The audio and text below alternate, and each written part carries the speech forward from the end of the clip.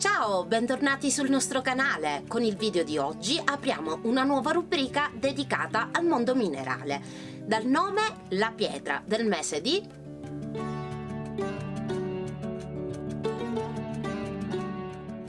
Fin dall'antichità ogni pietra preziosa veniva associata ad un mese di nascita e per questo motivo veniva chiamata la pietra del mese. Quindi indossare la pietra del proprio mese era sicuramente di buon auspicio.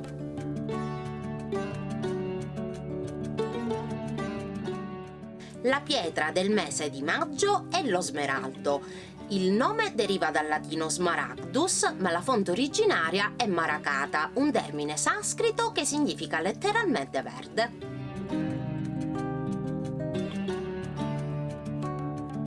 Fa parte della famiglia minerale del berillo. Il suo colore così caratteristico, intenso e brillante è dato dalla presenza di cromo, vanadio e ferro.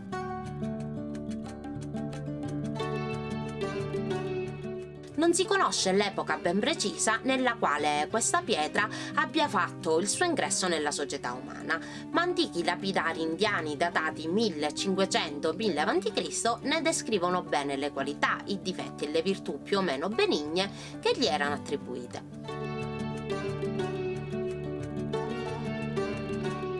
Nell'antichità il regno dei faraoni fu il principale fornitore di smeraldi, è perciò probabile che tutte le pietre allora conosciute provenissero dalle miniere dell'Alto Egitto, poi denominate di Cleopatra, per l'impulso dato alle stesse sotto tale regno.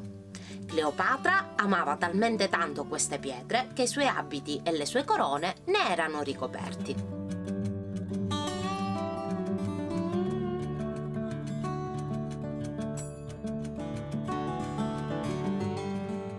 Gli egizi credevano che portasse rinascita e fertilità, così intagliavano degli scarabei che appendevano alle mummie al posto del cuore per augurare loro una buona vita nell'aldilà.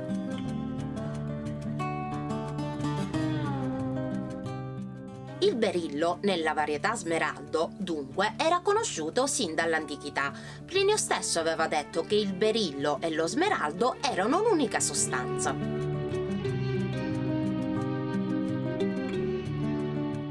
Moltissimi accenni agli smeraldi sono riportati negli antichi lapidari orientali, arabi e medievali.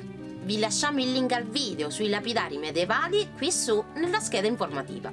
Tra quelli arabi ricordiamo Fior di pensieri sulle pietre preziose del mercante arabo dei Fascite, che nel 1242 scrisse un trattato sulle pietre preziose nel quale per la prima volta in Occidente venivano citati i loro prezzi sui mercati del Medio Oriente.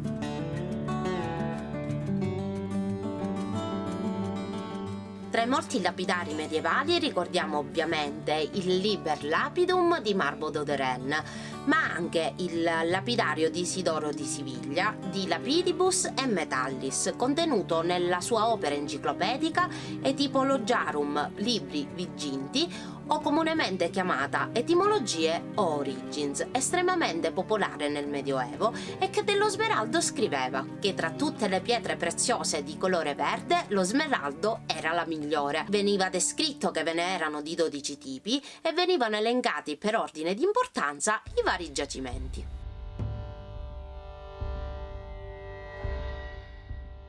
Queste pietre preziose arrivavano in Occidente attraverso lunghi viaggi di apposite carovane di Fenici e Armeni che acquistavano le pietre dalle tribù selvagge della Scizia, un'antica regione della Russia meridionale tra il Danubio e il Don.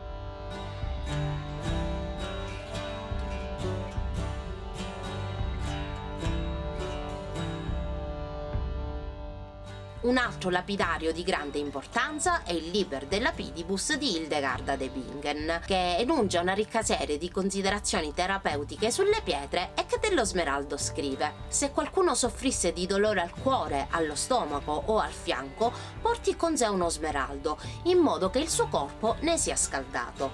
Starà meglio.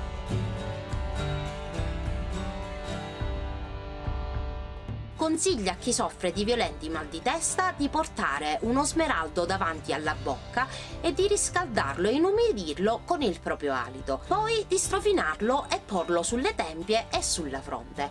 Successivamente consiglia di mettere la pietra in bocca per poco tempo e tutto andrà per il meglio. Veniva utilizzato anche per i dolori e le sofferenze del parto, ritardandolo se posto sull'addome.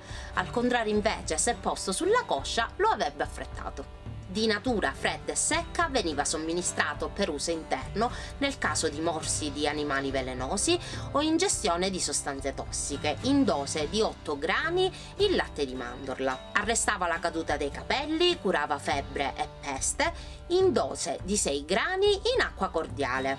Contrastava l'esaurimento, gli svenimenti e come tonico ricostituente infondeva vigore.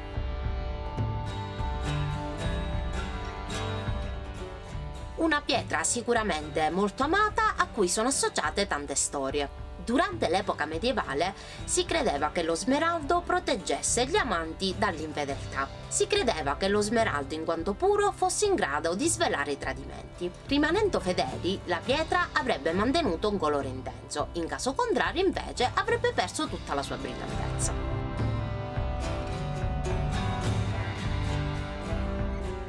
Venivano donati alle spose perché credeva aiutasse a controllare le proprie passioni e i desideri sessuali.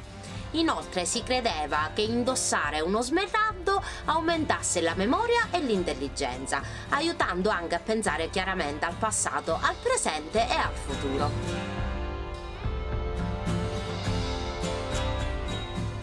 Infine erano anche associate agli gnomi, custodi della terra e delle miniere. Si diceva che portato con sé assicurava il favore di quest'ultimi.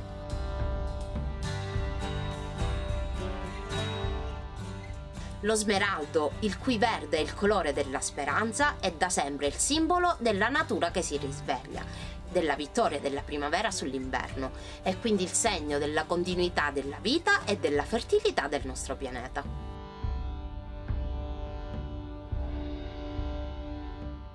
Il nostro video è giunto al termine, ci vediamo il mese prossimo con un altro episodio della rubrica La pietra del mese di. Per Aspera d'Astra iscrivetevi al nostro canale e lasciate un bel like, non dimenticate di attivare la campanellina e di seguirci su Instagram e Facebook. Ci vediamo al prossimo video, ciao!